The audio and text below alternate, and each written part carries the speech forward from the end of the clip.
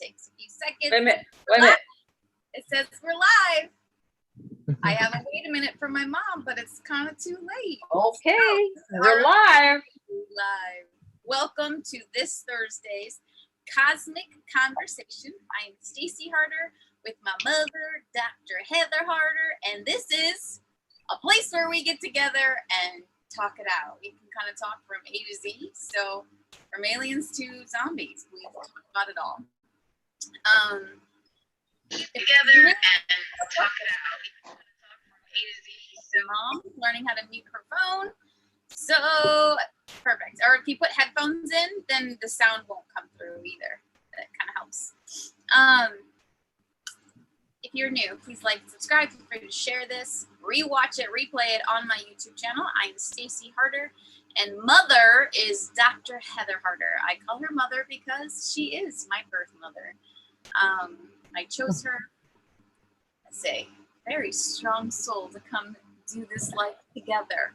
And boy, oh boy, those family really get you all the time. So, Heather, I'm going to let you take over while I do my technical stuff so I can kind of focus on that. So welcome. Okay. Welcome, everybody.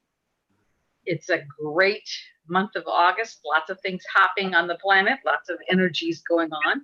We get together every Thursday just for having a spiritual conversation.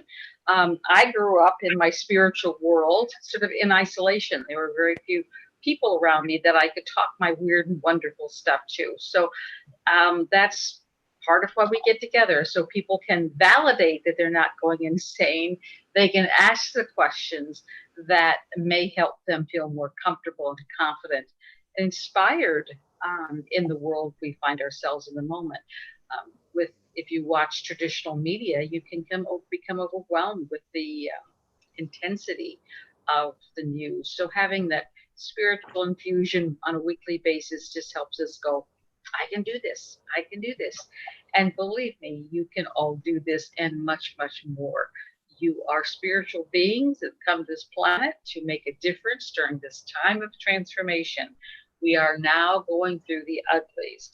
I had lunch with a friend today who's remodeling her bathroom, and she was talking about the remodeling project. And when it's before you start and it's only an idea, it seems so wonderful and so exciting, and then you get the reality of everything torn out and everything misplaced, and the whole ugliness of the transformation is sort of the hard part. And then as you move through it and you get to the pretty new features and the pretty new design and all the things that you want, then you go, oh, that was so worth it. Well, that we're sort of in the ugly part of the transformation, and it's going to get much, much uglier. Doesn't have to. We want to allow in the beauty and the greatness, but this is why only the toughest, the smartest, the most spiritual masters of the universe came to volunteer for this renovation. Planet Earth is going through a transformation and will come out the other side a much more loving, a much more powerful, majestic planet. And we can all say, and I helped, and I helped. It doesn't rest on anybody's shoulders. A lot of people feel so responsible for the transformation. It is not any one of us. It is the collection of us. And certainly we're here to represent the divine process. So, and don't take it all seriously. The more joy and laughter you can bring to the process, the easier it becomes. Our little conversation has three parts. The first part is just to invite in spirit to make sure that we are recognizing we are here as an ambassador of the divine, and we want to bring that in. So we recognize truth, we invoke divine protection and divine guidance.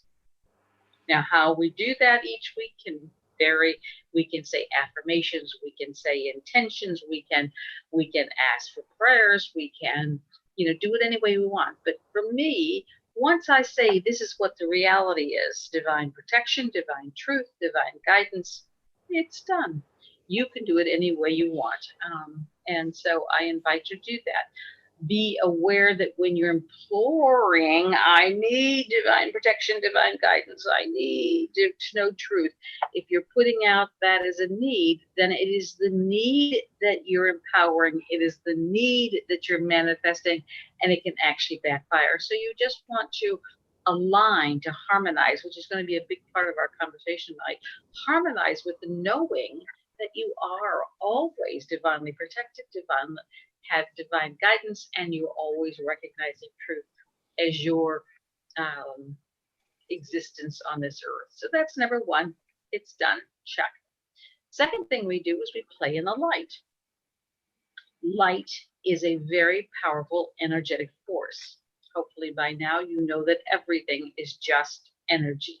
And I don't mean just energy. Everything is energy. And we manipulate it, we change it, we alter it with our thoughts, with our words, with our actions, with our intentions, with our food, with our drinks. Everything we do is playing with, harmonizing with, altering the energy that exists all around us. We come together in group with the pure intention of using this light and love to support the transformation of this planet. We do so. And so this second episode is just about playing in the light. And I say playing because we play with things that we enjoy, that we have fun with, that we're actively engaged in. I don't want to say work because that implies hardness. And we've tended to make this whole light experience very intense and somber and serious. And that pollutes the energy. It doesn't support the transformation. We want to lighten up. We want to take our light side into this experience. So just playing with it is much more true to form for me. You can do whatever you want because you have free will.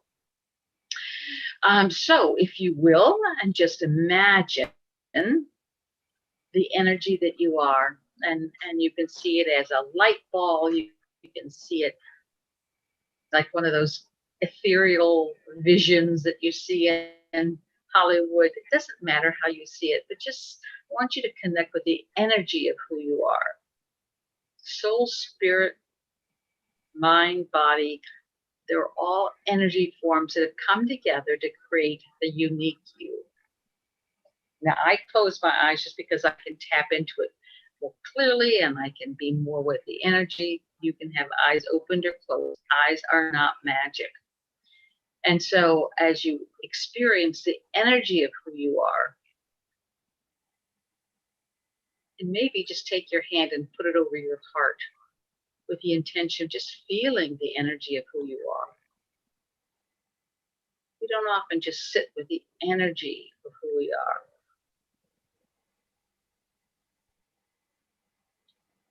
And then if you will, I want you to imagine pumping up that energy, empowering it. Imagine your hand is a light switch or a dimmer switch, and you just keep turning it up and up and up. Just feel the energy. And then as you expand, just imagine bringing all the energy of all those of like mind together on this planet. All those who are on this planet to be of service. All those who are around this planet who are of service. All those who've ever been on this planet who have served this planet. Just combine your energy with all of theirs.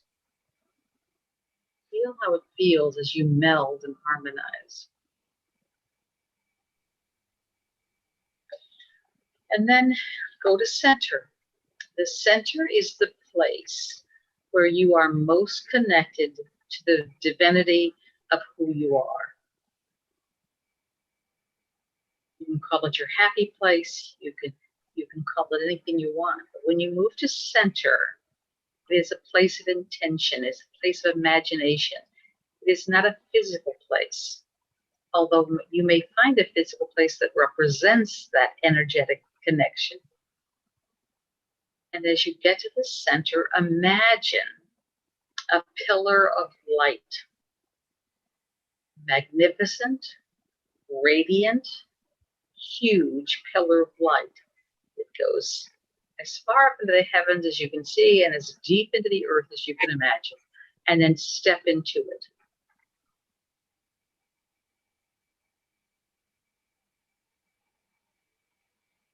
And as you step into this light, you are one with the light, one with this energy thread that comes from the universe to you and through you. You can't be disconnected, but this is where you open the flow to its maximum capacity in this moment. The more you allow this energy to flow to you and through you, the more empowered, the bigger the flow becomes. So just making it a practice to step into this light and just imagine this light coming to you and through you. This is what it means when we talk about anchoring heaven to earth. We're bringing in the heavenly energy, the divine energies to us and through us into the earth. We are one with all that is. Now, when we're in this connection, again, we offer ourselves for service. Anything that needs to come through us to serve this planet, we willingly allow. Anything that doesn't serve this planet or doesn't serve us and all connected, we block, we filter, we neutralize. We only let that which is for the highest and best good come to us and through us, and let it wash away any impurities, any vibratory breaks. And we are grateful that we've given this honored position to serve. Now I want you to imagine becoming the master of this energy. And I want you to send it into the earth. Just see this light, this love, this incredible energy filling the earth sphere, filling every cell in, on, and around her with this energy, filling every void, every tunnel, every cave, every opening, every vacancy with this light and love. And anyone and everyone who is impacted with this earth is going to feel, receive, allow this light and love. And then we send light and love out into the atmosphere, just that wonderful protective layer that surrounds this earth. Just love it. See this collective light and love just flowing out and around and filling all of this space with light and love.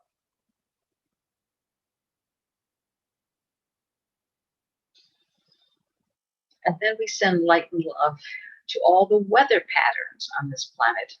This has been a crazy week for weather patterns. It tells you that Earth is working devilishly to find her balance. Weather patterns are how the Earth heals herself. So we want to love the weather patterns, love the weather, love the extremities that come from these patterns. Imagine all the people on this planet, good, bad, and different. We want to love them all. We want to love those who love this earth. We want to love those who love this country. We want to love those who try to block the transformation, block the healing, block the empowering of humanity.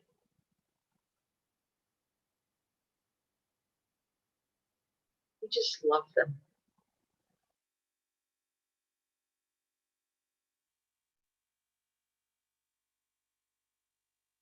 And then we want to send love and light into the collective consciousness of this planet. That is the combined consciousness of all those on this planet and all those who've ever been on this planet and all those who ever will be on this planet, because time is not. That everybody leaves an energetic footprint of their actions, of their words, of their intentions, and we want to love this collection. And anything that you've ever put in this collective consciousness that does not make you proud in this moment, just know energetically you can flip it right now. You can raise whatever your contribution has been to its highest form.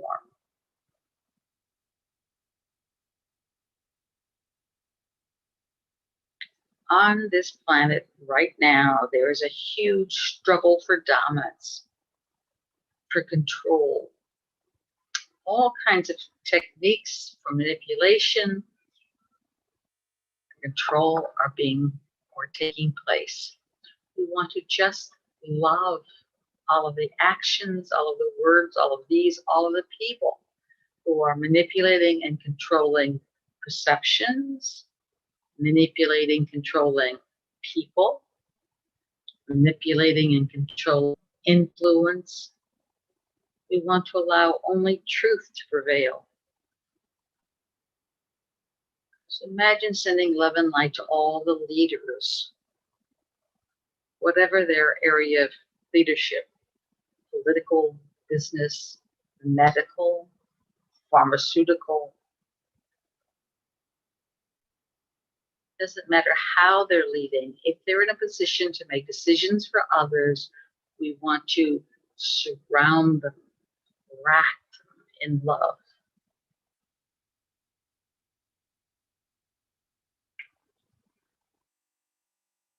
And then put a layer on outside that of truth.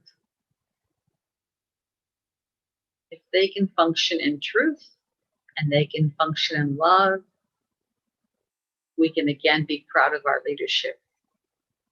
So just love them.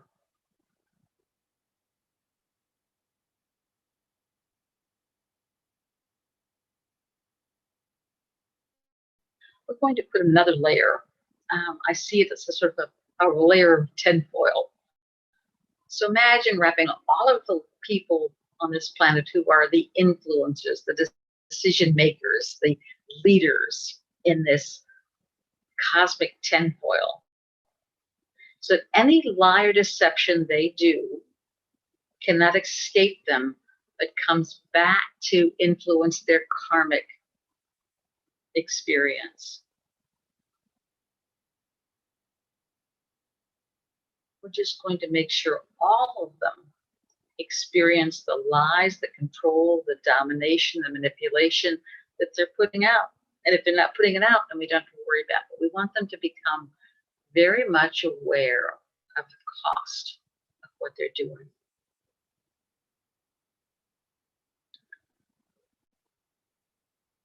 And we want both the ones we know and the ones that go deeper, that we're not so aware of.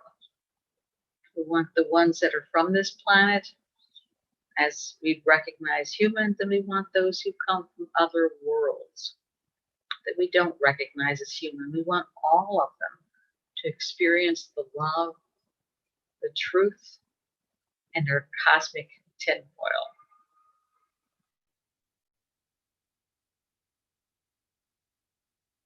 Then we want to send love and light to anyone and everyone who's needing it, who's wanting it, who's allowing it.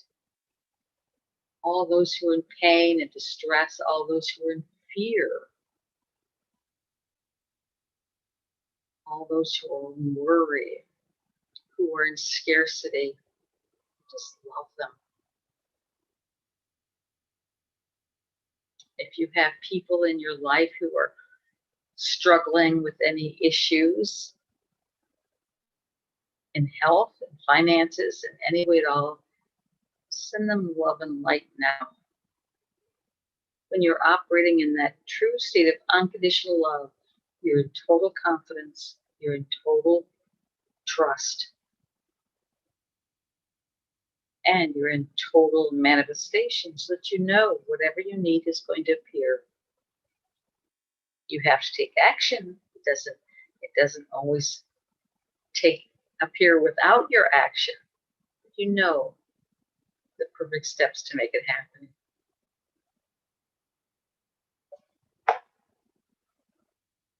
And then I want you to imagine just opening your heart, your soul, your cells, even your DNA, for this love to come back to you. This unconditional love that restores, rejuvenates, reprograms you back to your perfected state. And anything and everything you've done that has in any way limited you is neutralized. Any teachings that have taught you that you're less than, neutralize.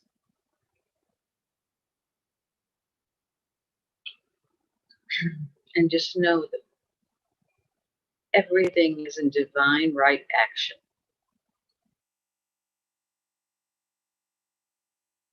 That all the details will be taken care of.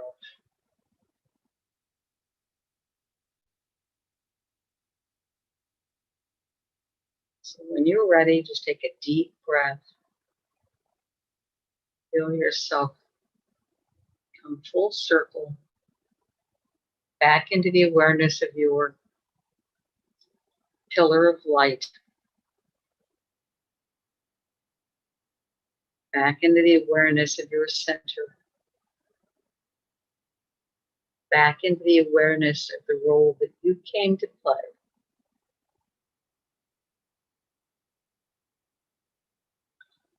Back into the original intention for you to live your most divine life. And that you're here to serve your soul's mission. So recommit yourself to your soul's mission. So in every moment, you can ask yourself, does this action serve my soul's mission? Take a deep breath.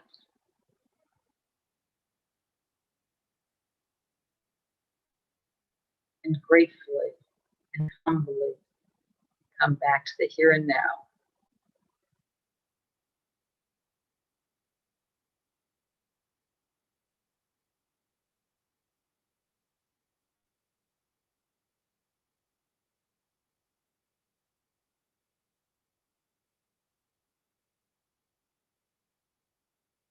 And that's playing in the light.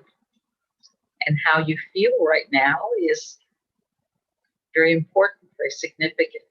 This is the highest vibration that you can carry in this moment, assuming that you did the exercise with us. And so as you go through your day, you can sort of measure how close do you feel like this. It's calm, it's serene, it's untroubled, unfettered. So be aware, this is your perfected state in the moment. And welcome. While we're doing that, we have some new people with us, so welcome.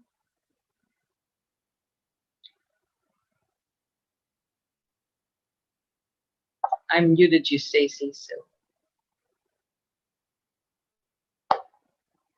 you're still muted. No, you remuted me when I unmuted myself. So Instagram, I know we had some issues when the sound thing was flashing, and it is flashing, and they're saying there's no sound. Okay.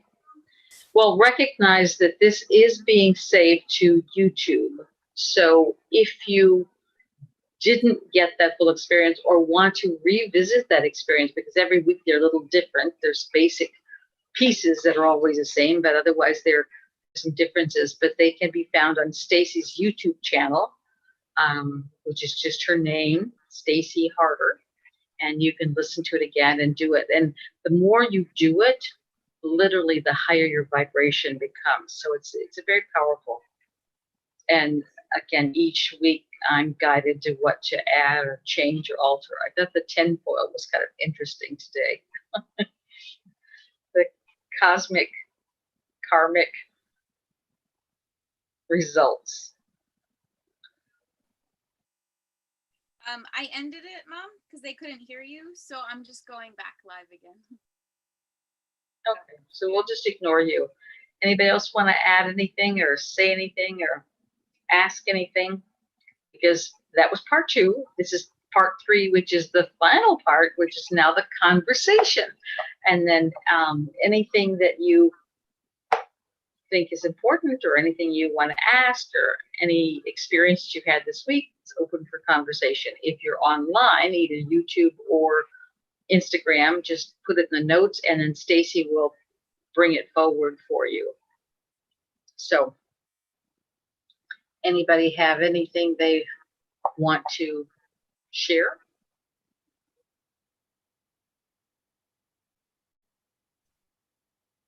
I And just want to say welcome back if you're coming back to Instagram. We had some issues with sound. I don't know what happened. So I just restarted the video. So welcome back. And again, you can always watch the Hi. All right. Welcome back. How are you? This is part 2 because the sound went out. So you're welcome to rewatch it on, I would say YouTube probably is better. Or you're welcome to join us on Zoom if you'd like. Looks like Claudia came in. So hello, hello. All right. Well, I definitely think it's been a challenging week. At least I could say that's for me. But at the same time, like, I feel like I'm learning to surrender more. So, you know, it's all the divine perfect plan.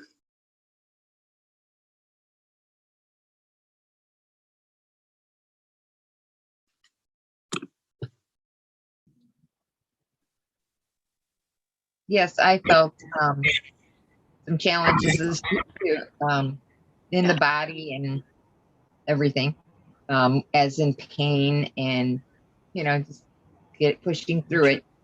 But I have a question off topic. I mean, just about the YouTube channel. Now, if they get on now, it's live. Yes. Yeah, it is, right? You can start from the beginning, or you can just join into the live part. Okay. Great. Because then I'm telling more people about the YouTube, because that seems what a lot of people can get to easier. Yeah. And I'm doing my best to figure out how to get these recordings onto my YouTube channel so that you can go to Stacy's or mine. It's a matter of standing what times Okay. right now. Yeah, because I think I was saying, telling them that it was under your name, the YouTube channel. I guess I still know how to cook the Not yet. portobello. Oh, okay. I would also say, I'm reading Esme's comment as well. Oh, Emily, you've been on my mind a lot lately, sister. How's Canada? Okay, so Esme says, I feel heavy and my back feels like it's on fire and also headaches. So first of all, I like to say head sensations, not necessarily own it, but yes, I would say if you're starting to have a lot of head stuff, but first and foremost, make sure you're drinking a lot of water. We're going to need a little extra fluid as we're going into the crystalline energy, my opinion. But depending on where your back is, if you're having lower back pain, that usually is not feeling secure or safe. So I would say get into that root chakra, go ground yourself, get into earth, feel the weight of your body, and I'm abundant, I'm safe, I'm secure, I am protected, I'm grounded, I always am supported by the universe. Or some weight, some do drink a lot of water. Okay, yeah. And remember when our body sensations come out, welcome back, y'all. Sorry we got lost. The first one I shut it off because the sound stopped working. Hi, y'all. Yes. There's lots of shifts coming in inside and outside of the body, mid back and up to neck area. Yeah, I actually thought it'd be a great idea to go do a neck headstand. A headstand. Mind you, I haven't done a headstand in many years. And my neck, like, I was like, Oh yeah, I forgot. I had some just in my neck. So, anyways, I've felt a little of that too. I just kind of slowly breathe into it and stretch it out, but just kind of move into it.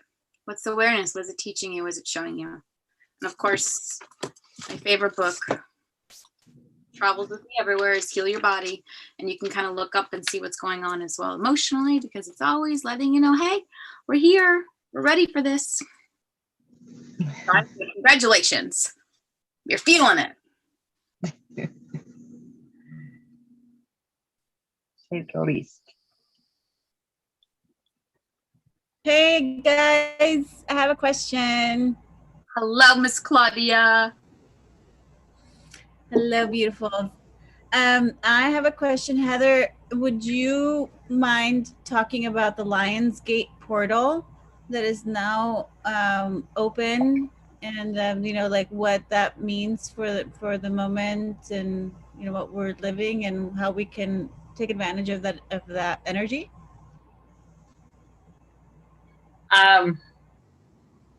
Well, first, I'm going to say there may be 10 brands of ketchup on the shelves, 20 or 30 brands of ketchup. Each one has a different marketing brand. They use different terms, they use different words, they use different colors in order to create their uniqueness. In marketing, they say you have to show how you're different than everybody else, okay?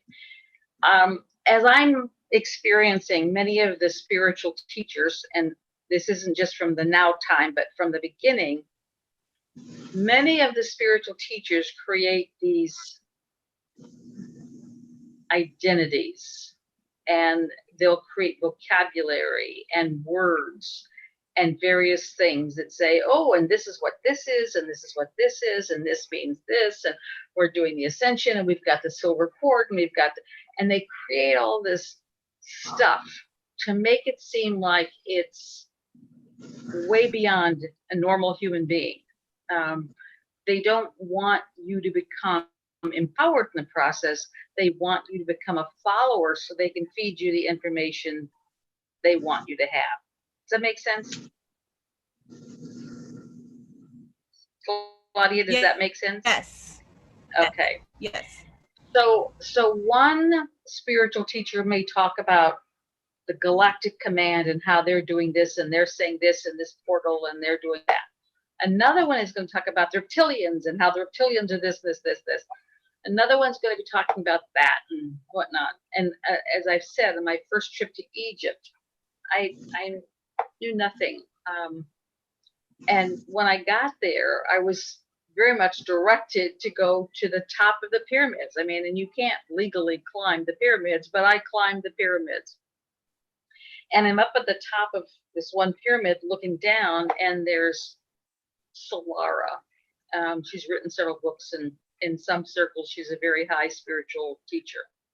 And she had a group of maybe 100 people down, and they were walking in circles. They're all wearing white with pipe cleaner halos, and they're going, I don't even know what they were saying. They were doing a chant, and they were doing these movements and whatnot, but it was very much ritualistic.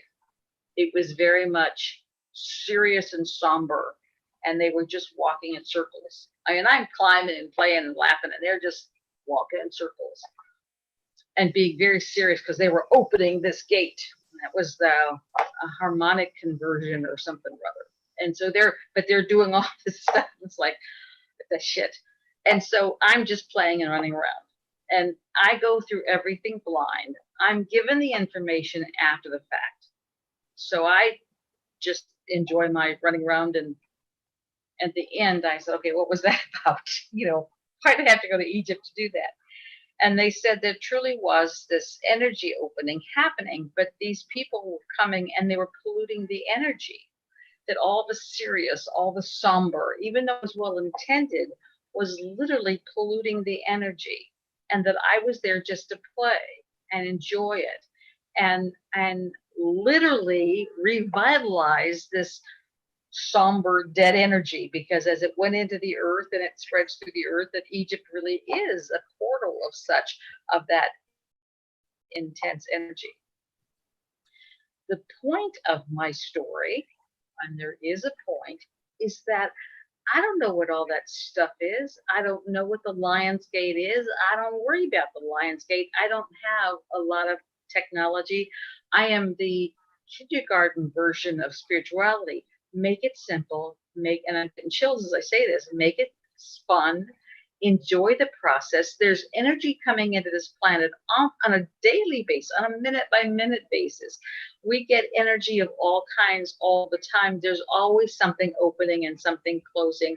And it's not important that you have the name. That's the mind. If you want to know what all these, and Stacy gets into this, where she wants to talk about the aliens and the alien races and that kind of stuff. That's the mind wanting all this technical stuff. It's not spirit. Spirit is simple, it's clean, it's easy, it's fun.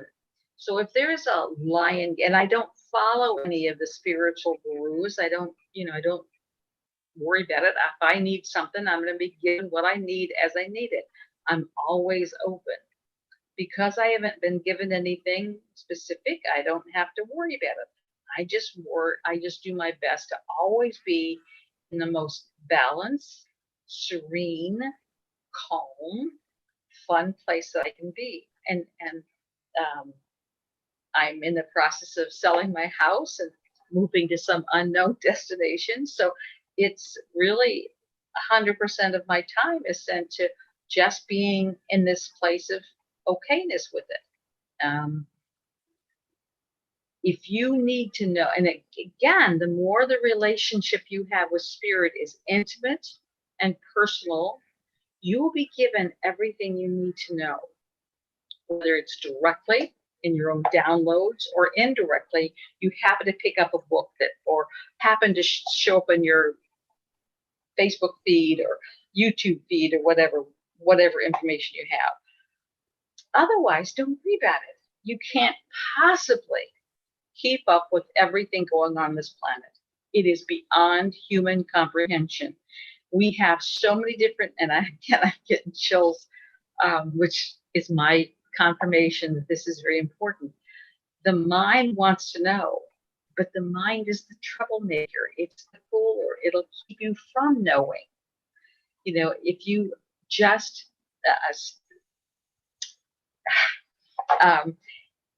there are some people who it's like they have to feed off this constant information coming in, one tape after another, one video after another, one podcast after another of all these facts of how this is happening, what's happening, and what's going on, and what you should know. So drive yourself crazy. Are you showing up as your highest and best self, your most divine self, or what you're doing feeding your soul's mission? I think that's really the most important. The soul is the leader of this parade. The mind and body goes behind it. But when your mind is constantly searching for what's going on, how's it happening, the mind now is the leader, and that will keep you from the process. And so to answer your question, Claudia, I have no idea what the Lion Gate is. I've heard of it, but I've not been given any information about it. So therefore, it's not important in my world. I'd say always be in your best place, your highest version of yourself, and be open to whatever's going on with a happy, healthy, balanced heart. And if you're doing that, then everything is divinely perfect. Everything's divinely perfect. Now, if you have a specific question about you or whatever, I can draw that answer in. But when we're looking at Lionsgate, got nothing. Okay, all right, okay. So sure. Thank you. I really appreciate how you always simplify things just in such a beautiful, concise way. Before you say that, I remember last. No, let me just say one thing real quick before I forget it. spirit is always simple. It's always in the moment. It's always very easy. Humanity, their troubled mind, complicates things. So when you find something that's getting very convoluted, very complex, lots of rules that you've got to follow, lots of things you've got to remember, it's not spirit. It's somebody's version of spirit. So now go ahead, Claudia. So remember last week when I asked you about my friend who suffered from the really bad arthritis, and you said Yes. that it was like, well, he got it at a really young age, and you said I wish I would have been taking notes when you said it, but you said that because he got it at a young age that it could have been something that came from a previous lifetime. I just want to, because Yes. I've been connecting with him, and also he's in a lot of pain. So I know that aside from this really bad arthritis that hurts him, I know, like physically, I know that there's also some work emotionally and spiritually that I'd love to just help him with. All right, first of all, it's his journey, not yours. Yeah. And so helping him is allowing him to feel and to really experience his whole experience. If you try to minimize it or take that away from him, you are literally enabling him. We have a very fine line in this world of when I help you versus when I enable you. Because pain, and this is my truth, and people may have different truths, and I honor that, but as you all know, I'm very grounded in my own truth. Pain is always the resistance to something. The fact that he's got arthritis, rigidity of thought, 2, probably very controlling, 3, the pain is resistance to it, all tell me the same thing. I don't, how old is he? He's 38. 38. All right, is he balding? No, he's got a full head of hair. Okay, well, that's a good sign. Balding people tend to also have control issues and stuff. His challenge is to relax and surrender to the experience. If he doesn't resist the experience, there will not be pain. He has to move into the pain and really feel what he's not wanting to feel. As soon as we allow ourselves to feel what it is that we don't want to feel, then that subsides. And that's challenging, and it goes against everything that we're taught, but I found it true in so many real experiences in my life. We just have to stop resisting. And when I was being taught these lessons, it was like, this is crazy. But at one point I got this really bad rash, and it's like, what's this? And they said, you've got to move into the rash. I thought, well, how the hell do you move into a rash? And so literally I can remember vividly driving in the car, imagining this big enlarged pimple rash, and then seeing with suitcases moving into it. And so I did these stupid, funny, ha-ha kind of experiences, and they went away. I thought, wow. And so when I was in Peru on several occasions, I fell into stinging nettle. If you've ever had stinging nettle, it doesn't feel good. But it would take me a bit, and I was being taught how to move into that situation. And so when I could make it go away within a minute or two, which is pretty good with stinging nettle, I was feeling quite proud of myself. And then as I'm walking up the mountain to Machu Picchu, which is a pretty stiff, high, pitched truck, and I fell into a cactus, and now I have cactuses prongs stuck all over me. And so I'm pulling them out, going, okay, I got this, and I made it go away. Cactuses. And so now I'm feeling pretty proud of myself. And then after the trip was over, I was doing a presentation in Texas, and I fly into Texas, and this woman picks me up at the airport, and I put in my luggage in her suit, in her trunk, and she actually closes the trunk on my fingers, literally, and one of those vacuum seal things that did this slow close on it. And I'm going, hey lady, open your trunk again. And literally my fingers came out, they had a bend in them. But because I immediately went into it, I didn't resist it at all. There was no pain. And she looked at me like I was some sort of devil incarnate, and, you know, the Blair Witch Project or something, you know, metaphysical extreme. But it didn't hurt because I moved into it. And if I can catch myself, I do that for all experiences. It's when you resist that the pain occurs. Pain is always the resistance to what is. So he's obviously not wanting this, but until he goes, I got it, there's a reason, there's something that is here for me, let me experience that, because his soul chose this. His soul said, I have a lesson in here someplace, and I have to experience this until I get the lesson. But because he's resisting it, he's never going to get the lesson. He's probably feeling as a victim. He's feeling like, you know, poor me, this hurts, this suffers. And so he's only just exacerbating the current situation. But it's his to experience. It's not yours. You're trying to find the answer to fix him, but fixing him is not the answer. Understood. Reaction? Understood. Yeah.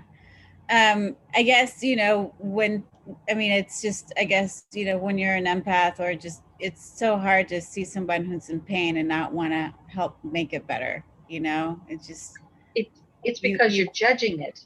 You have to understand this is your lesson too. When you're an empath, you feel, but you don't have to own, and you don't have to judge it. If I feel, Josie, I'm going to use you as an example, but we're going to bubble it so it makes it not true. Let's say I tap into Josie and I feel her sadness or anger or upsetness. And I go, oh, poor Josie's not feeling good today. I've judged her rather than going, oh, Josie's having a lesson today. This is Josie's lesson. That respects and honors her. You're tapping into your friend and saying, the guy must be too stupid to live his life because he's chosen all this pain. So therefore, let me make it go away. It's not your job, not your business. He's a competent, capable, advanced soul that has chosen this path for a reason. It's not your job to know why. It's his job to learn from the experience because he chose it.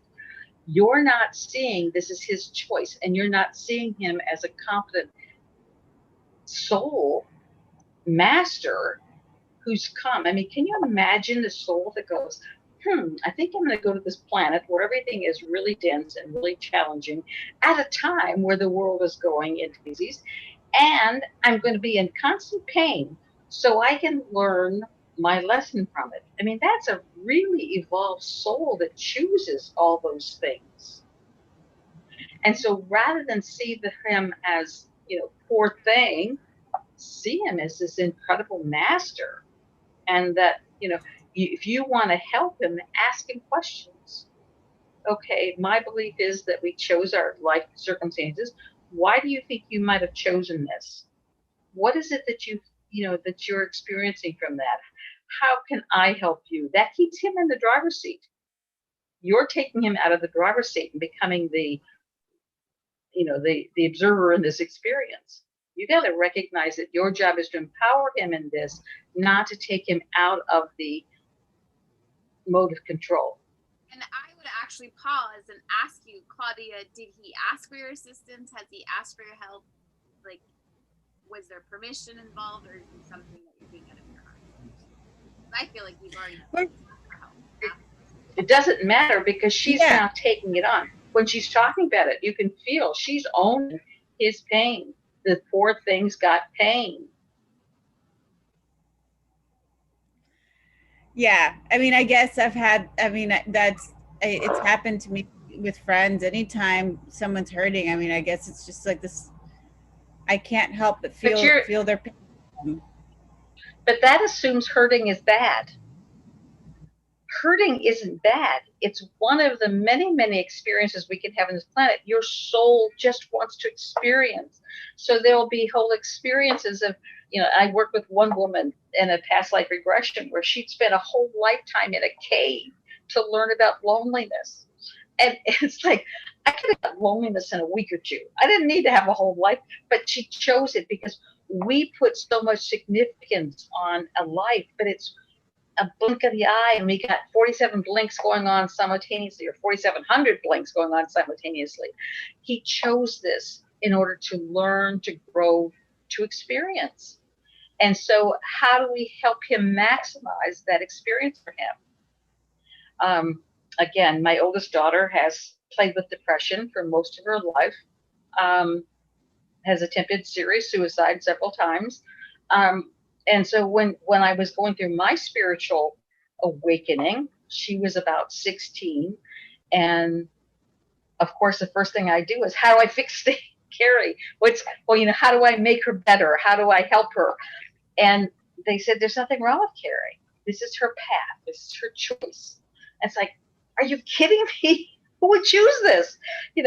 And they told me that she was one of the top five healers in Atlantis, and that she'd come in this lifetime to experience the other side of that on a masterful level, and that her depression was about the anger she has toward herself, and that she has to work her way through that and learn to accept herself, and that she has more knowledge of healing than majority of people on the planet, that she knows the tools and techniques for going in and healing from the soul level out. When I got that, I really had to sit with it, that this was her path. It was her choice. It wasn't that she was broken. It wasn't that it was my job to fix her. This was her path. I could look at her in a completely different way, and it completely shifted our relationship. And so when you're able to look at him as a spiritual master who's chosen this path, even though it may be a path you'd want to walk, then you'll begin to relate to him differently. And it really is important that with everyone you tap into as an empath, that you recognize the same thing. There's nobody who comes to Earth who is a victim. Nobody comes to Earth that isn't a spiritual master to begin with. This is not a beginner's paradise. It is where we come when we have achieved mastery. We really want to put ourselves to the test. Every thought you think, every action you take, every word, every bite you eat, every drink that you take affects you, often from the core level out. And it's changing your reality with every breath you make. This is a very advanced world. It's like the most advanced, what do they call those games that you can play, where there's like all kinds of things coming at you and doing, I forget what they're called, those electronic games. Only for us, it's real life, whether it's real life Matrix style or real life's what. But we have chosen the complexity and all the challenges that are in our life. So imagine you getting in line to come into Earth, and you go, okay, I want to have this and I want to have that, and I've got to be sure and have that. And you would choose challenges as well as opportunities. You choose pros as well as cons, and the cons are what gives life the spice. If everything went perfect in your life, it wouldn't be the experience that it is. So your job is to be able to look at everybody as your equal. Everybody is just as competent, just as capable, just as knowledgeable, just as perfect as you are. They're just choosing different things. Amazing. I love you so much, Heather.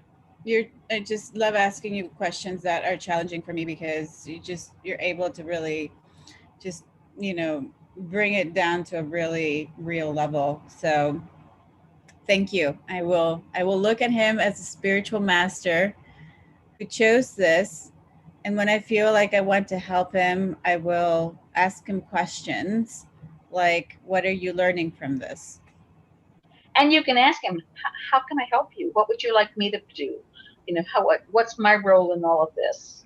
You know, how can I support you in your experience? So you can be a part of it, but he's got to invite you in. He's got to be the one that wants you to be there. Well, he does. Well, He does. But he's got to guide your behavior. He's got to guide your perceptions. Then you're putting him back in the mastery. Got it. Got it. Awesome. Thank you so much. I'm complete. for today. And that's the reason why we come together, is just to sort of help us look at things in different perspectives. Because if you've been looking, and we are fed a diet of enabling. Here, let me make you better. It's my job.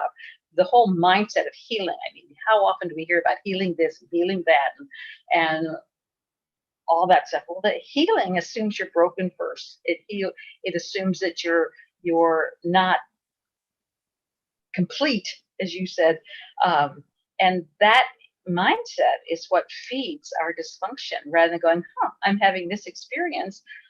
What is this teaching me? What do I need to change in my world, in my environment, in my diet, in my anything? The question earlier with the headache, my response could have been very different than Stacy's. But when you have those sensations, you need to look at, what is it giving you? There's always an equal and opposite opportunity involved. So. And speaking of that, there's actually 2 points I want to go to before we go to, there's a question on here. But one is when Esme, you were talking about the mid back and the neck area.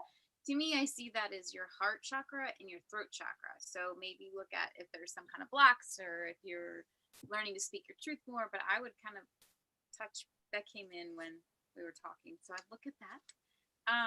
Second thing, when you asked about the Lion's Gate, I would have a very different answer, obviously, because we're very different people. And the thing is, no two people are really going to have the exact same answer, because that's why we're humans, right? Or not, whatever. It's not really exactly why we're humans, but we're all here to experience our own stuff. So I find the Lion's Gate portal as fascinating. There's something that draws it to me naturally. It's kind of intriguing. And for me, I would say I simplify it in a way as well. But it's the opening to the star Sirius. And apparently that is about 100, I'm off on the number, I'm just saying the number, 160 times brighter than the sun.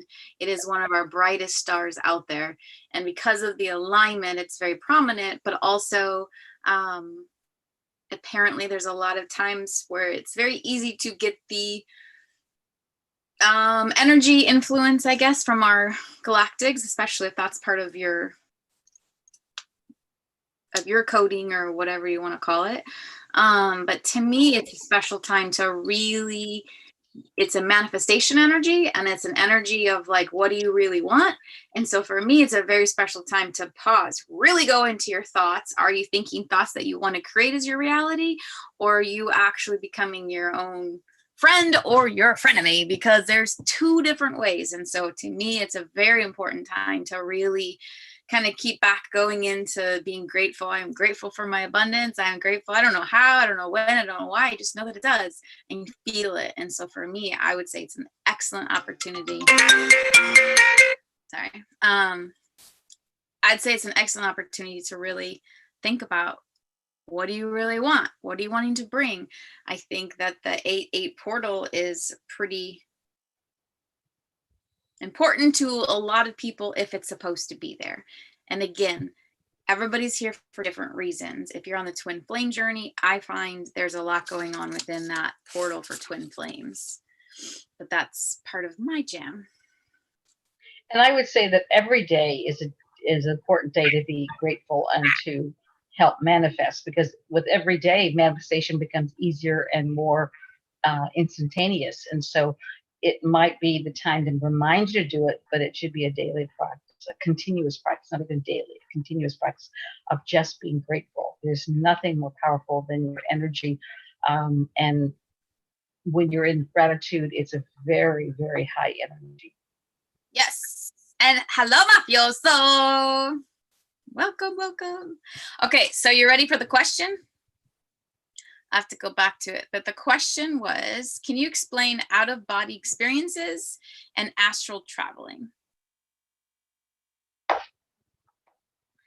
Well, we could take both those and in some ways combine them, because out of body and astral travel are sort of the same thing. And we have intentional and unconscious. So I can intentionally remove myself from my body, my physical structure, and go on field trips. I call them subconscious field trips. I can unconsciously do it, and do, as all of you do as well, when you're in state. We can have those experiences. So we have intentional and unintentional. And again, I'm going to make up words to make it make sense, but basically, as I said, you've got a soul, you've got a mind, and they're both sort of housed in a body, even though they're not the mind isn't a physical experience, the soul isn't a physical experience, but they're part of this totality of who we are. And so when we do out of body or astral projection, or remote viewing is the same process. We're literally taking our consciousness out of the limitation of our physical structure and projecting it, allowing it to roam free. We have different levels of existence in the astral world, and there are people who've leveled it and labeled it and all that stuff. And bless their hearts, it's not my job, but you literally can take it out. If you read my book, Many Were Called, which I highly recommend, at one time we were able to take our minds very comfortably and easily, our consciousness out of our body, and we could project them into a jaguar, and we could experience life through the jaguar's experience. We could consciously project our consciousness into anything, and our government has spent billions of dollars teaching people to remote view, which is to take your body, your consciousness out of your body and send it someplace so that you can look around with your mind's eye, not your external eyes, but your eyes to see. And they find it's a very effective spying agent. And so it's been done for eons. I've done workshops in remote viewing. Hi, Rebecca. It's something we all can do when we allow it. Sometimes when you're sleeping and you wake up with this big jerk, that's this conscious coming back into your body, but it doesn't do a smooth landing. It just sort of jars.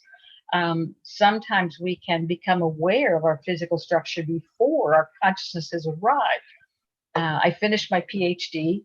I've never told anybody this story, which is kind of interesting. But I finished my PhD, and I was had just graduated, and I was down for my sister's graduation from college, and I woke up one morning and I was totally paralyzed. I couldn't move. I was, I just was like, I was paralyzed. I said, "Okay, God, if you're going to waste all this education I just got, so be it. I'm good to go. And if not, then I need my body back." And then slowly I got control of my body back. And so you can have experiences inside your body, outside your body. You can project. It's just another aspect of who we are, not being locked in to a physical structure, but we're able to roam free. And it's important. You do a version of it when you're doing meditation, if you're practicing certain forms of meditation. I don't know how else to answer that, but yes, it's possible. Anyone can do it. Everyone does do it, but they're not always aware of it. So I guess that's the short version of it.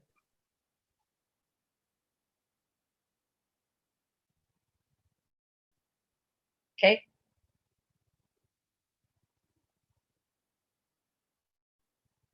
Any other questions? Any other aspects of those questions? I have a random, I'm going to ask an aspect of that. Okay, so if you are in the quote unquote now moment, but your consciousness,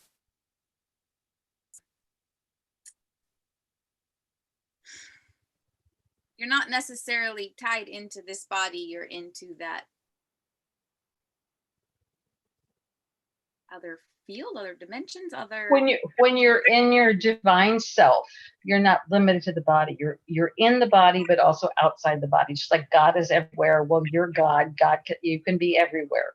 So oftentimes you may be in an experience at the same time you're outside that experience, watching yourself in the experience, and then you can even be outside watching yourself watch the experience.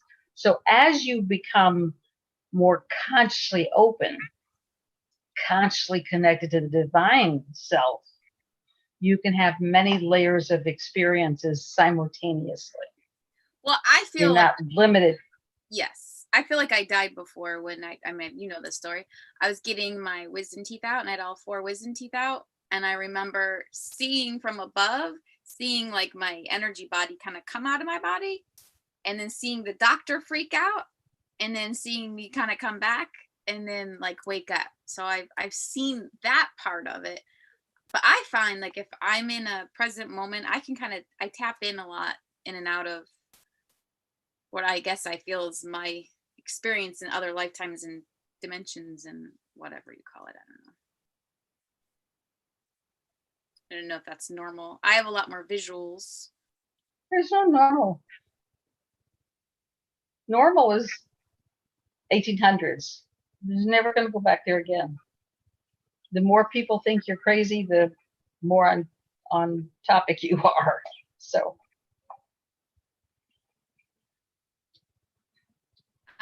As I said, like when you're spacing out doing other things mentally, I do that while driving. That was a comment. First of all, if you're feeling yourself space out when you're driving, call in the angels to keep you safe, because that's not the best place to start spacing out. But it can happen anywhere, anytime, and especially with repetition and sort of when you're not really focused, but you're present. And just for you also, I'm one of those people that I love learning. Like, I think it's just exciting to be like, yes, I want more. So what about this and what about that? Mom thinks I have she'd probably say I have a very active mind, but there's something exciting about like, oh yeah, I remember this and I remember. But it's an addiction. It's addiction. Whether it's addiction to information, addiction to drugs or alcohol or cigarettes, when you need something, that's an addiction. That addiction has the power over you. Wanting something, appreciating something, being in balance is the key. If you're constantly feeding the mind, it's an addiction and you're not in balance. So that's the point. You want to take and balance every aspect of your life. Balance is the key in everything.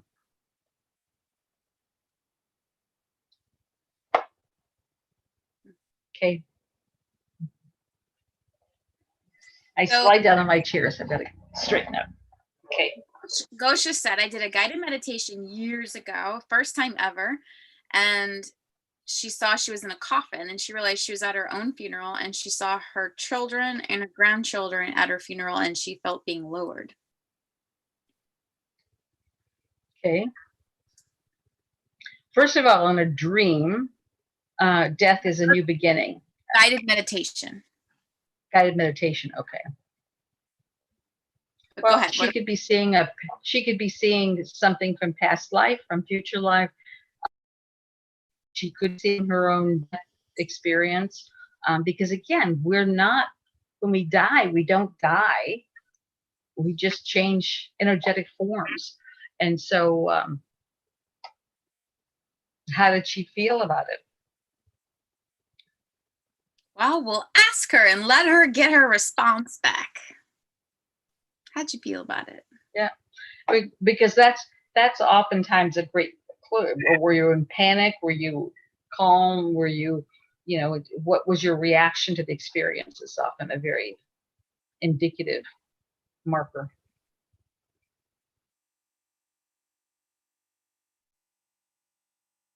Okay. Well, and you were going to say in dreams, it's a good sign of, or it's like a new beginning, right? New birth. No, it's not a good sign. Good is a judgment. It's just a sign that often indicates a new beginning.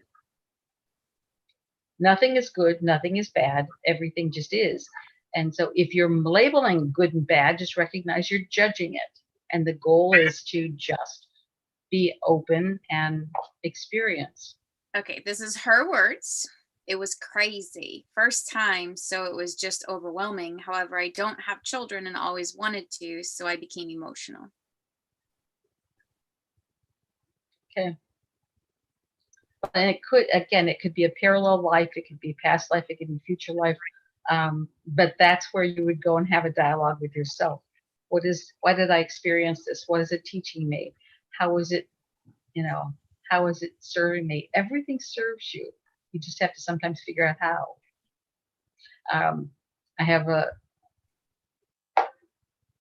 I believe that everything that happens in your life is for a purpose and it serves you. You may not understand the moment, you may not enjoy the experience, but it serves you. I have a niece who had a, and I'm going to say this, I could be getting it wrong, so if you're listening and I got it wrong, my apologies. But she had some kind of brain tumor or something or other, and that wasn't as a child, maybe 8-10 years old.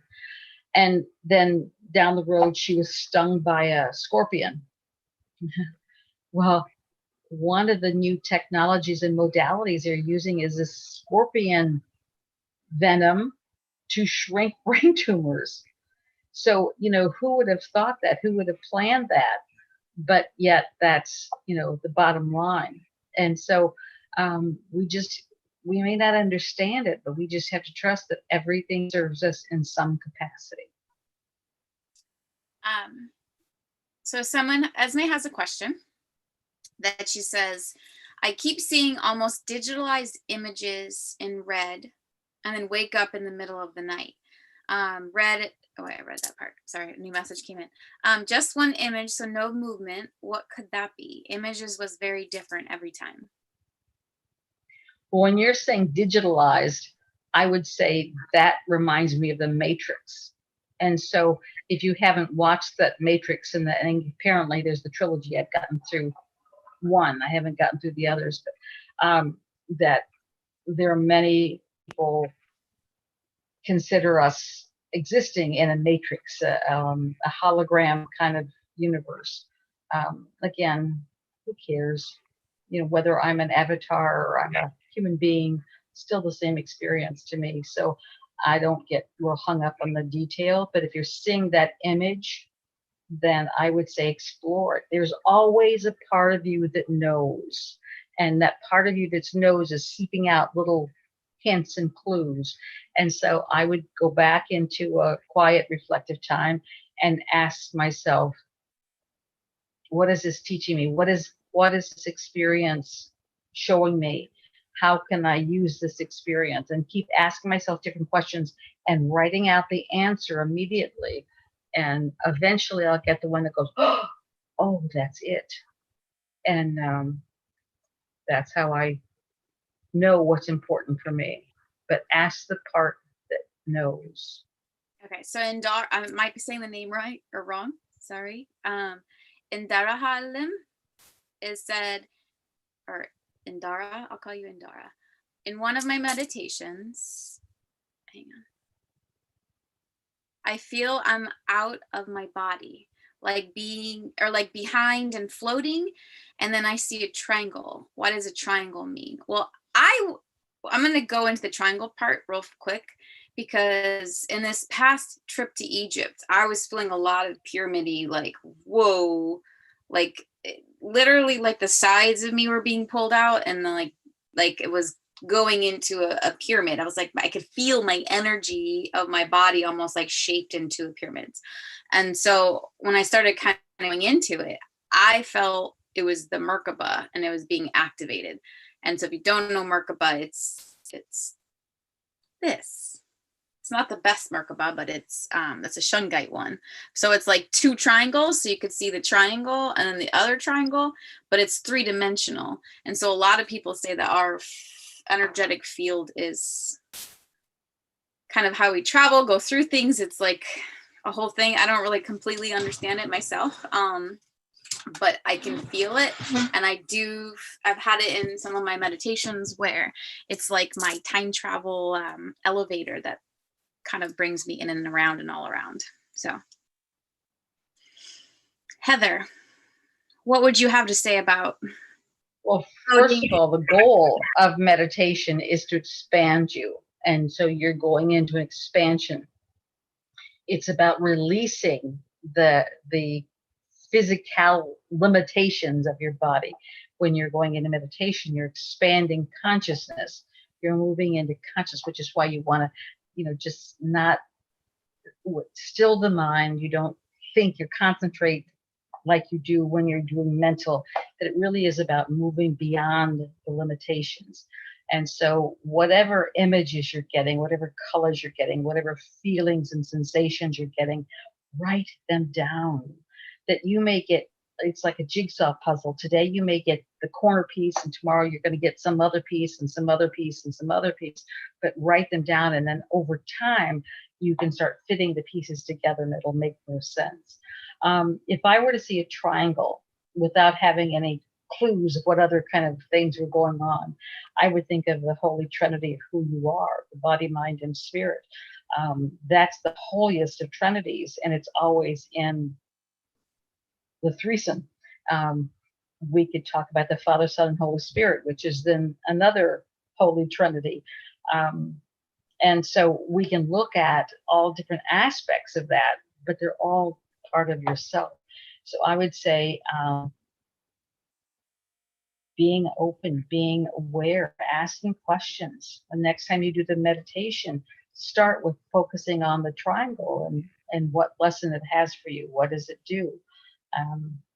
All of the symbols are 6-dimensional vibrations that take you to another level. So it could be things you're getting from 6th dimension that there is no words for, that it's an experience, an energetic something. She also said she feels a big rush of coldness and light coming from above, like showering the body. And to me, some people call that download, some people call that coding, or you're getting your light codes or activations. There is all kinds of words for it. And like Mom always says, the word doesn't necessarily always be attached to it, but ask yourself, does it feel alignment? Does it feel good? To me, that just is like, of course, yes. That's to me, that's like the tuning into the more core of, like, I call it the yumminess. Well, and I think that eventually you'll get to the point where you don't need to question it. What is it? Why it is? It just is. I mean, as I've moved through my spiritual journey over the last 3 decades, I've had all kinds of experiences that I've never told anybody because no one believed them. But I trusted they were perfect for me in that moment. And so you'll get to the point where you'll just accept it. It is. And there's a good, she said too, after she was doing the triangle sign with her hands, and then she ultimately found out that, I'm going to call them the lesser lights, been doing those. And I totally do feel that a lot of our sacred stuff they took to twist. So again, don't worry about what everybody else is doing. What feels good to you? What feels in alignment to you? And I think that they intentionally put a negative attachment to it, so you would be less likely to see the images that actually are there to remind you or to activate or to remember. There's, it's words for energy doesn't always add up, but I think that that's not by accident that they use those symbols and stuff to try to lure. Okay, so Esme also added when she saw the visuals in pause, she saw like a Maya statue in like a tunnel or a pyramid. That's like the pause moments. Again, in your journal, start sketching them out. They're coming to you for a reason. sketch them out, ask yourself questions, and what you need to know will come to you. I promise you. Okay. And I like to set your intentions too for a dream state. I find your dream state is your, like the time where you plug your cell phone in, you get a juice. I feel like that is our going to sleep, letting go of all that stuff, and literally being re-energized, whether it can be connecting to a part of you. I think it's always connecting to your higher self. It's always guiding you, whether it's lessons or learning. If you want to show it, if you have something that's on your mind, how do you work through it? Use your dream time as help me find clarity, help me bring in the truth in this situation. What can I learn from this? And just ask your dreams, ask to be shown, ask your team, hey, show me this. But I think it's a beautiful time to tap in. And how do you want to wake up? I want to wake up energized. I want to wake up alert. I want to wake up at this time. You can talk to your body and work with your body as well. But I do say be kind to your body, because I do feel that there's a lot of shifts going on energetically, and that our body needs to be able to do that. Just like we have a computer and I plug it in the United States, I wouldn't take my same plug and plug it into Europe without the proper stuff, because you can be fused out. So just know that everybody works on different levels and different speeds, and just when you're ready. But if you're asking for things might not feel so good in the meantime. Remember, if you're wanting patience, it's not always like beautiful rainbows and, oh, there you have patience. It probably means you're going to be annoyed and frustrated until you realize, oh, right, and move through your lesson. So clarity.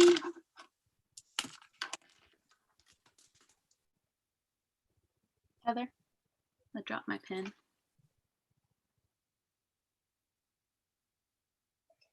Anything else anybody wants to ask? Or Josie, I've been seeing you taking notes. And so one of the things I would love to get from anybody who just jot down notes, whatever the date is where you've been jotting down, just send me a sentence of what we talked about, if you can, because as I'm posting these on YouTube, I want to put on like which sessions we talk about different things. So your notes and comments can help in that. Okay. Sounds good. Okay. Balance. We're is an the- hour and a half in. Yeah, balance is the key. Always balance. Anybody else? Well, you shed some light on this patient that I took care of. He passed away last year, and he was Yeah. disabled. He was bedridden. He had the tracheotomy, and he wheelchair bound, everything. He couldn't talk. He could only blink yes and no, but he could show his emotions. Like he'd smile if you set him in front of the TV with a funny movie that he liked. He would smile, and you'd get that he was laughing. And anyway, so about how he set himself up to live that way. Well, he had an accident, and he lived 26 years like that, and 21 was when he at the age of 21, so he lived 21 years normal, and then he was disabled till he turned 47, and he passed away. And I was there during his transition, and so it just like gave me the chills, because I got all this confirmation of what his mastery is and was, and where he's at now. And so I really appreciate that. It's amazing. Again, every bit of your life has been intentional design from you, from the time you're born to the time you die. And everything is intentional. Nothing is, accident. Sorry about that. how you use those experiences is very important. I worked with one woman who had a stroke at a very young age, and she'd really lost the capacity to talk. Well, as I played with her, she was a talker. She didn't want to listen to anybody. In lifetime after lifetime after lifetime, she'd been blah, blah, blah, blah, blah, blah, and never took anything in. And so in this lifetime, it was just zap the ability to talk. So now you've got to listen.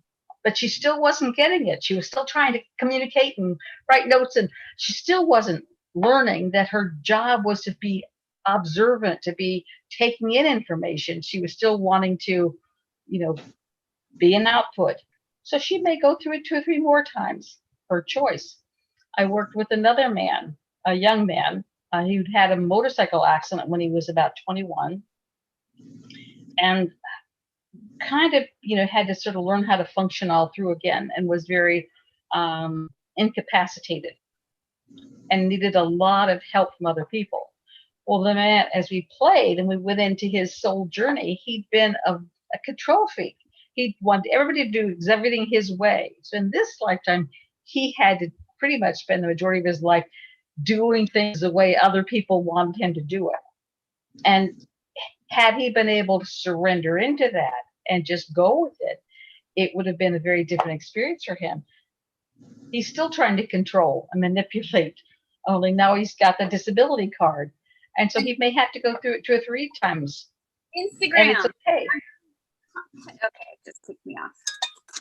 Okay, I gotta go ahead. Okay, so I'm just saying that everybody's journey has been right for their experience. And so he had a sort of a challenging exit, but that was what he wanted to learn. Maybe he had to learn how to take and allow other people to do for him. Maybe he had to learn how to be the recipient of assistance rather than the doing. A lot of people have a very hard time accepting. So they're going to, not necessarily 100% of them, but many of them will have a much more difficult time letting other people change their diapers. As we get older, we revert back the way we were as a child. So we get to the point where someone's got to feed us, someone's got to change our diaper, someone has to interpret the world for us, tell us what to do. And the more you're not able to accept help, the more difficult that'll be. The more you're able to surrender and just say, okay, do it, then the less challenging and maybe the less in duration. But again, it's our choice. Never, ever, ever are we the victim. Or poor thing, had this stroke early, had this motorcycle accident early. It's not the kind of story. Earth isn't that kind of place. I've got a dog right at the bottom of my feet, so I've got to be careful where my feet go. Anyway, Did you the see my Earth is a wonderful. I did. She's beautiful. Yeah, he's 7 weeks old.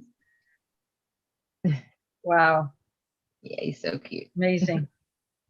I like cat energy, but my dogs don't like cats, so I have to choose one or the other. My other cat is still not accepting the little one. She's like, I am the queen and get it out of here. But And she'll get over it. Fun. And welcome back to part 3. If you're joining us on Instagram, the timer, it's been kicking us off again, so I have to come back. So if you're joining us, this is technically part 3. Part 1 was short.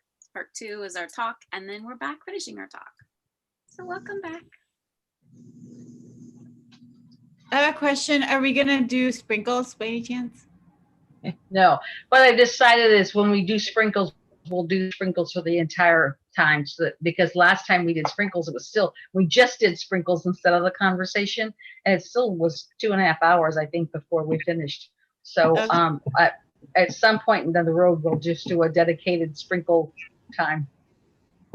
Got it. Because I'm not good at saying you get a sprinkle and you don't. So if we do sprinkles, everybody's got to get them. Otherwise, I feel like I'm not being nice. But I do private sessions. If you want an hour long sprinkle or a half hour sprinkle, we can still do a private time and have our own. I do actually, Experience. Heather. My friend actually is with me, so he heard everything you said. Oh, okay. Well, does he have any reaction to what I said? He said, "Does he have any reaction to what I said?" No, I think he should just do a session with you. Well, that's probably the easiest because then we can look at the soul path and why he's chosen it and what he's to get from it. But I'm glad he was there. Yeah. I agree with everything she said. He agreed with everything you said. So I just told him he should just do a session with you.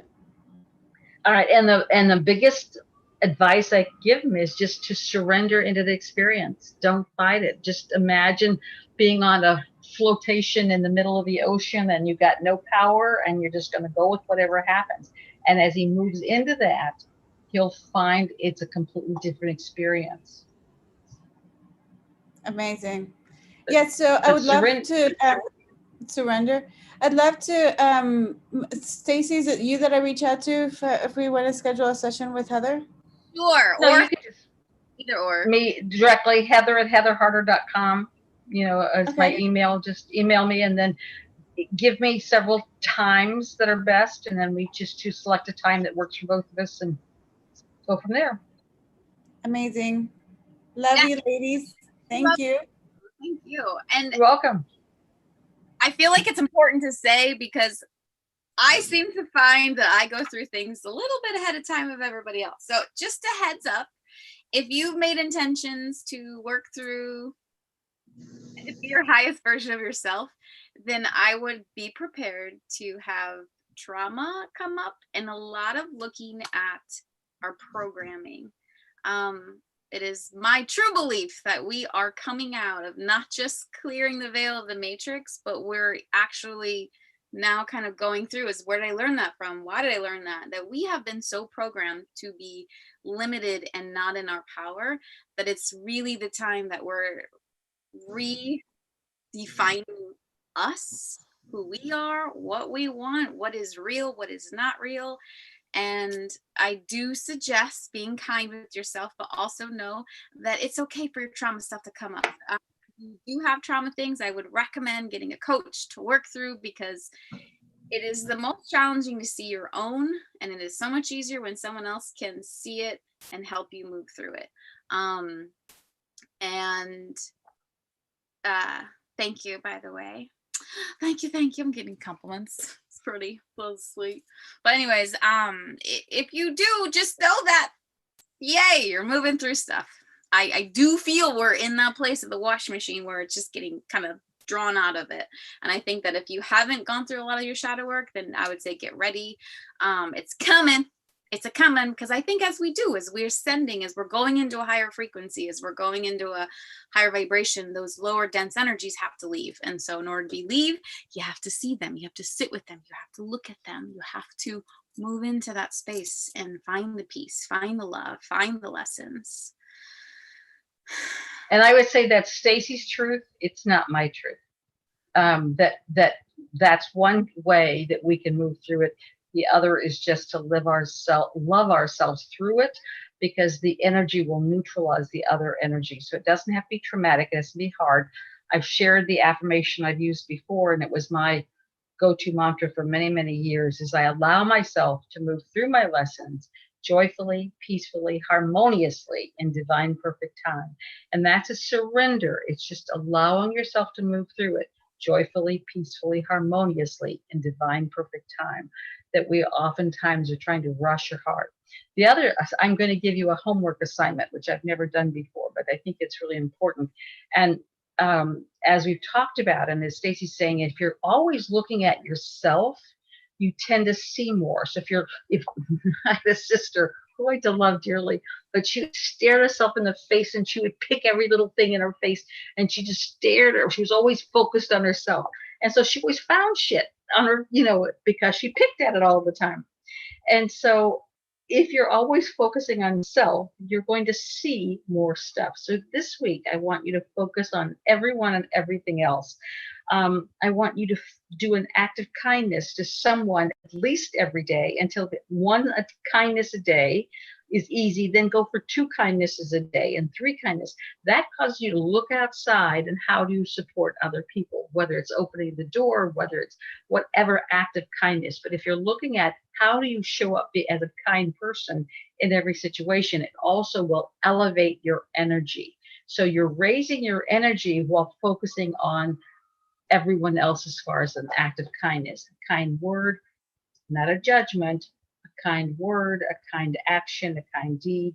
Just look for ways that you can show up as a kinder, gentler person this week and see. And next, week we'll have you report out. So your acts of kindness, but just be mindful that our job as light workers is to show up as a light worker, show up as a point of light, a kinder, gentler, divine aspect that's been sent here to help the planet transform. And as we do that, we begin to recognize how much more we can offer and how much more we can be fully present with our divinity and your soul's journey. Your soul has a very powerful mission. Yes, you have 2 questions on YouTube. And so one of them is they ask if you did readings, and I said yes, but you call them privates. So do you want to explain what that looked like real quick? Because Mom has definitions. When people talk about their privates, that's a whole different thing. I do private sessions with people, and because I don't label one thing, that it goes in different directions based on your soul's need. Because as you start planning the session, as you begin to say, okay, I'm going to do this and I kind of like to have this happen, then what happens is you're telling the universe what you need. Well, then I get from the universe what you need as we work together. So we're in that magic triangle with you, with me, and with spirit. And I'm pulling in and doing whatever's needed, and you're putting out what you want and what's needed. And then of course your soul is having a big part of it. It can be past life, it can be energetic reading, it can be future self, it can be an activity, or we go in and meet your future self. I mean, where it goes is unlimited, but it's always whatever you need for your highest and best good. And that's my prayer, to give you whatever you need for your highest best good. I can tell you that I sometimes step on toes, and people aren't always thrilled with what I say. And then I also will warn you that because it's hitting in very key areas, there's often tears, and people can cry and go, oh. And so I consider that a great victory. When you cry, I don't go, oh, stop crying. I go, yay, keep it up. And my record is 13 Kleenexes in one session, which I consider a huge success. But we look at what is holding you back, what's keeping you from being your greatest self, what is the programming that may not be serving you, what if you believe is truth that's not serving you. But yes, I do private sessions, and all you do is email me and we can set it up. And I especially like it now because I'm moving and I need the cash. But yes, cash or Gregor, it could be kind of whatever's needed for you. And yeah. I laugh because my mom is not afraid to express her truth, no matter where, what, or how we are. And nobody should be afraid to express your truth. If you're holding your truth back for any reason, stop it. Well, I'm learning to express my truth. I'm learning. I'm not at like the masterful skill, but I'm learning, and it feels so good to just speak your truth. But that being said, Mom will be straightforward. She doesn't sugarcoat, but I will tell you, it's like she's kind of like that coach that'll just whip you into shape, but she sees the higher version of you. And so she doesn't really put up with any bullshit or excuses or anything that's not serving you. So if you're going to work with her, I highly recommend it, but she's going to not always say what you want to hear, but what you need to hear. Okay. Second question. And by the way, so Heather at heatherharder.com.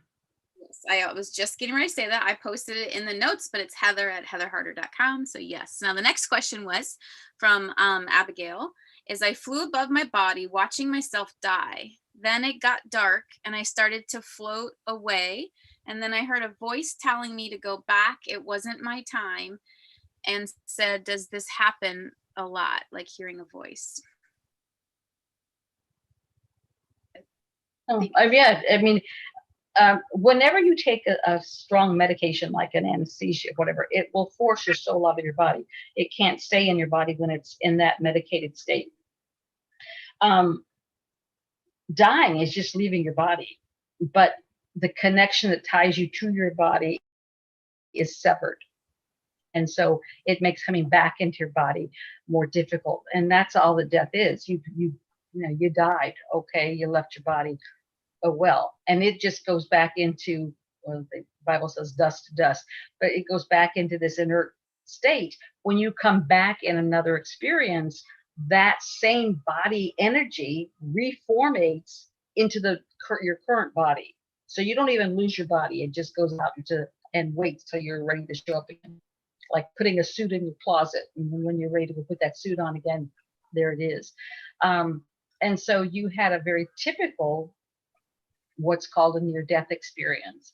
But it's just showing you that there's no end. You just experience and experience and experience. When I wrote the book, Exploring Life's Last Frontier, The World of Death, Dying, and Letting Go, I took 3 people I didn't take them. I was guided to follow 3 people who were alive, who were real people, one a teenager, one a peer who was maybe in his 40s at the time, and then my mother, who was 67 at the time. They died. So I took what they were like in life and then followed them through the death experience, leaving their body, going into because there's developmental stages of death, just like there is of life. We think of infancy and toddlerhood and the elementary years and adolescence, and so we can talk about human development in these phases. In death, there's also these phases you go through. So I take those 3 people and follow them through the death experience, and was actually taken into death so I could feel what the different experiences were. And it's no big deal. It truly isn't. And for so long, people say, I don't believe there's an afterlife when someone comes back and tells me there is. Well, how many near-death experiences do we have to experience before they go, hey, I'm seeing a pattern here, that for some reason, either because you have a real issue with death, you were needed to show that experience, or because of the people you're going to work with or experience, you had it, or because it's going to somehow influence your work. Because how many people do you know go, I had this near-death experience and then I came back and I was psychic, or I had this near-death experience and I came back and I was this, or I had this message, or I was shown. You don't have to die to get that, but for many people it's a quick and easy path. You just die and you come back and say, oh, Jesus told me. Whatever it is, it's your experience, and you just trust your experiences. Again, it goes back to that, just accepting what is. Okay, you nearly died. You came back. Now get on with it. What's your next step? You get to decide. Are you going to use that as a platform for life? Or are you going to just say, okay, I now recognize it's no big deal to dying, so I'm going to live fearlessly. You get to choose how you use that experience. It's not, again, no good, no bad. Those are judgments. It just is a what is. Okay, but so it's kind of cool, and you might want to write it in your journal so you don't forget the details. And I would also say, when you're getting voices and talking like that, I think people hear messages differently. Sometimes it is hearing, sometimes it's very audible, sometimes it's visual, sometimes it's just knowing. There's like the clairsentience, right? There's different words of how we get information. And so it's trusting how you get it. I think Mom has the voice that she just knows right away. Like second day, second grade is one of my favorite stories of just her personality. If she transferred herself to a different school, second day of second grade, she knew she's supposed to be there.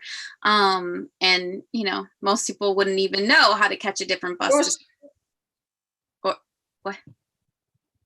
There was no voice though. There was just a knowing. I've always lived my life very in unison with the divine, and I knew God was like my partner. I mean, it wasn't like I prayed to God, it was someplace out in heaven. God was just part of everything I did. And so when was put in the second grade classroom with a teacher who yelled all the time, and I would pass out if my parents yelled at me. I'm very sensitive to yelling. And so I remember clearly sitting there on the first day of second grade telling God, we need to do something. I can't stay in this classroom, because it was only a matter of time before she was going to yell at me. So I just surrendered it to God. I'm going to use that word so that Claudia, your friend, hears it. Surrender.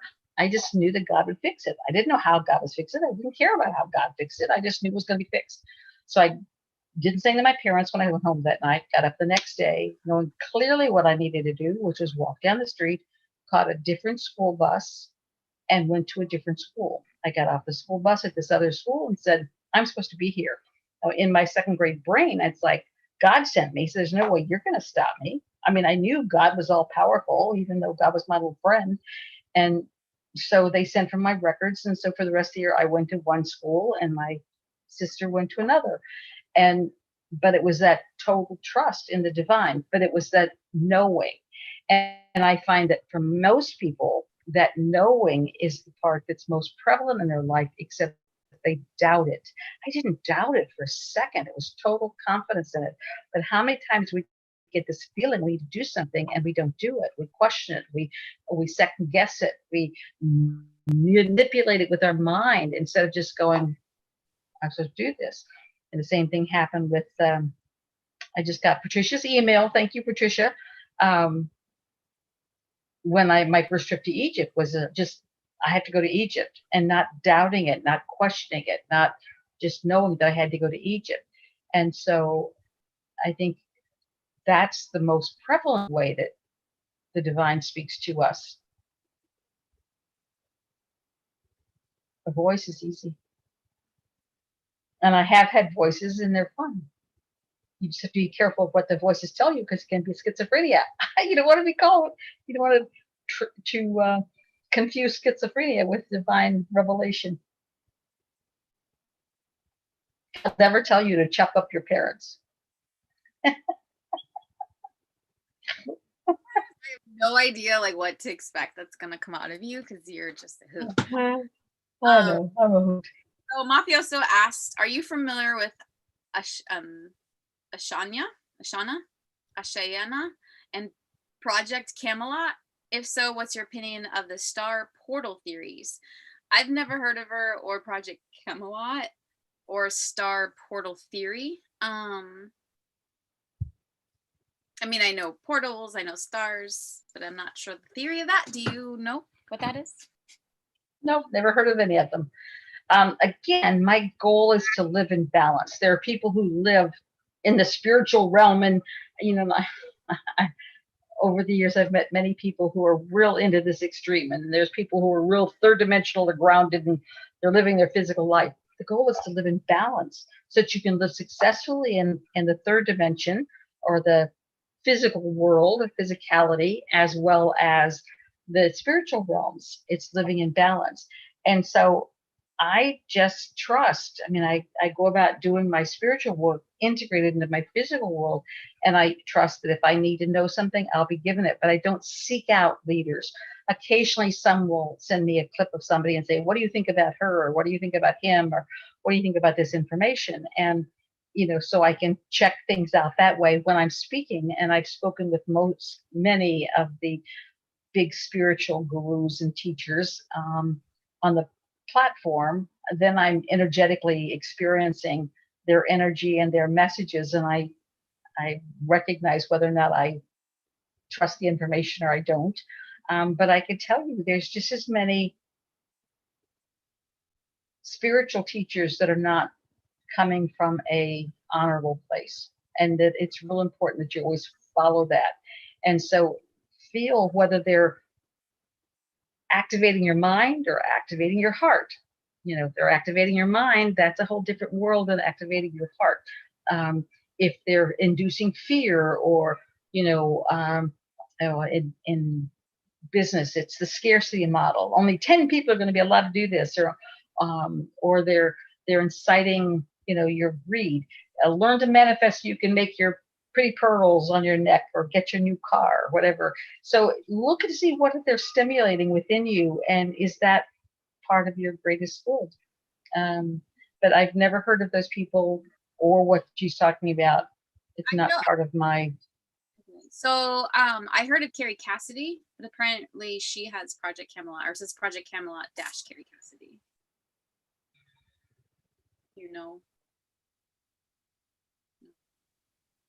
Got nothing. I always learn new stories when I'm on here with you, even though I've known you my entire life, because you share things that I'm like, oh, I've never heard that before. It's always kind of fun. And one of them, yeah, as you know, I don't sit around and talk about myself. I don't sit around and talk about my life. I only tell stories when they serve a purpose or to illustrate whatever is the point that I want to make. And so I don't. And if you're my friend, we may go out to dinner 1,000 times, and I just don't talk about myself. It's not important until some story is relevant to whatever.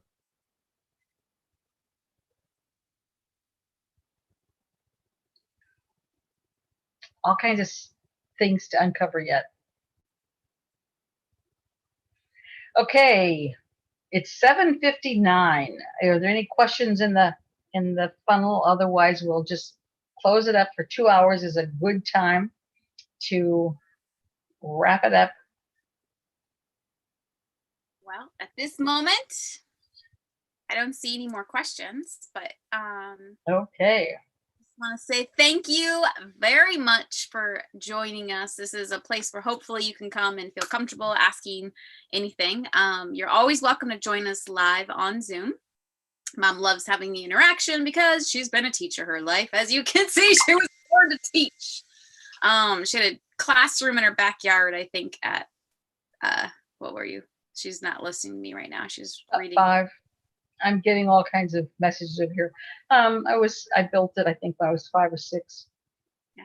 I literally built it. I had walls and I had a floor and I had a ceiling with my dad's scrap lumber. So I built my first school and was teaching and charging tuition to come to my school, which the parents gladly paid because I kept their kids busy all day. And then I was 5 or 6, and this 12-year-old bully who was in the neighborhood came one day and tried to knock my school down, which I'm sure was not hard to do. So I picked up a 2x4 and just knocked him cold. So it was the last time I got in any trouble with anybody. All divinely perfect. And again, be kind with yourself. This is a time we're learning about who we are and what we are and having awarenesses of things. But I do suggest doing the best you can and moving out of judgment, moving out of comparison, moving out of, I'm sorry, I get distracted when I look at your face because I know you so well that when I see your face, I know your thoughts and your energy. And then I'm like, okay, there's just a lot going on. You talking to me? Yes, I'm talking to me or somebody else. You. Well, I don't know who you're looking to. Well, okay. You're the person I know like the back of my hand. Like, I know you. So anyways, I'm gonna just pause in that part because. And don't forget, your assignment is to be a kind person to everyone and everything this week. So you're going to show up in your kindest, highest self and see how many acts of kindness that you can do, and what difference it makes. Yes. And so we'll talk about that next week as well. Yes. And I find it so important, though, it starts with you. Like, you can't really love another person until you truly love yourself. So it's a journey, but that inner world reflects your outer world. So be kind. Love. Rebecca, do you look like you have something to say? You want to say something? Yes. We went to a Miranda Lambert concert. Do you know her music at all? I mean, there's this song, I never heard it before until we went to this concert. It's called Only Prettier, and I keep hearing it every time I hear it, I think of you. So I said, so what's the lyrics that you think of me? God, now I can't get it in my head. Oh my gosh, I've been singing this like nonstop, but I've been blessed with the grace of Southern charm. I got a mouth like a sailor, but yours is more like a Hallmark card. But if you want to get in a fight, I'm gonna have to say goodnight. Because I could say something hateful, but instead I'll just say, bless your heart. So going, and it's like, I love that. yeah, I sang it. I'll terrible. have to YouTube it. Yeah, it's good. No, It's okay, don't judge it. oh well. I mean, she's That's cute. so much better when she's but every time I hear it, I think of That's my kids keep playing it because they went to the concert with us. So I don't know. Wanted to tell oh, you. I love that. I love that. I'll have to look it up. But I love that. Just whatever you're feeling icky about someone, just bless their heart. Makes all the difference in the world. Just bless their heart. Yeah. Well, it keeps going and it gets funny because, you know, we don't have to agree. You're just like me, only I'm I'm just like you, only I'm prettier. Like, it's just fun. I think, oh man, I have to tell. That's funny. Well, I'm getting chills as you're singing it, so I'm going to have to go for the full shot of it. But She got thank you chills for and telling that, because otherwise I wouldn't have known. Yeah. That's fun. I'm curious What's that? You No, cut too, because I love to know the song. It's only prettier is the Only- name of the song. Mm-hmm. That's fun. And we have a cute little from Mafioso. He has 2 times 4 for the win. Mama said, knock you out. Boom. So he's score on some of your comments, Mom. Okay. Well, tell them they come from the heart. And I love you all, and I'm so glad that you guys choose to spend your time with us on Thursday nights. Yes. Anybody else want to say anything? Otherwise, we'll just close the door. No, it's always feels so good to connect in the Soul Tribe and having our friends online. It's just really good. So thanks for joining in and being a part of it, because we are in this together. And for the people who are wanting a private session, I look forward to talking to you and getting to know you personally as well. So Yeah. have a great week. It's going to be an intense week, big energies this week. That's the stuff I know. I don't have names, but it's going to be a really intense energy this week. So, and this is the week that my house is going to be on the market, and I'm going to have open houses and all that kind of stuff. So send me lots of love as I move through that phase. And then I just keep imagining my pretty new space that I'm being drawn to. So you can join me in that thing. And then when I get to my trees, you can all come visit me in my trees. I believe the singer All right. was Miranda. Hang on. Was it what was it? Yeah. Miranda Lambert. Thank you. So that was the thing on there. Also, if you want to work with me, I have some stuff in the works. So feel free to keep an eye on my page. I'm going to be putting together another group class stuff coming in. Okay. Hey. You want to talk about the week, the energy for the week, since you just talked about it? No, I'm without done. talking about it? This is called goodbye. This is called goodbye. Good night. It's Thank you. 8:06. Good night. Goodbye, Take- Michael. Goodbye, ladies. Love you. I love you all. Thank you for coming. Thank you for having us. You And take wherever you care. are, love you. Loads of love. Thanks for joining us. Mwah. Bless you.